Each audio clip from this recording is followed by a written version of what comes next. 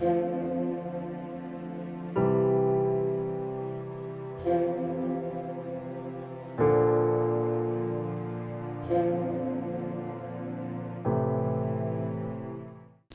लिए आज की तलावत सैमुअल नबी की दूसरी किताब 7वां बाब 4 से 5वीं, फिर 12वीं से 14वीं और 16वीं आयत। और उसी रात खुदावंद नातान से हम कलाम हुआ और कहा, जा और मेरे खादिम दाऊद से कह, खुदावंद यूँ फरमाता है, क्या तू मेरे रहने के लिए एक घर बनाएगा? और जब तेरे दिन तमाम हो जाएं और तू अपने बाप दादा के साथ सो जाए, और जब मैं तेरे बाद तेरी नस्ल को जो तेरी सुल्ब से होगी बर्पा करूँगा और उसकी सल्तनत को मुस्तकिल करूँगा, तो वो मेरे नाम के लिए एक घर बनाएगा और मैं उसकी सल्तनत के तख्त को अबद तक बरकरार रखूँगा।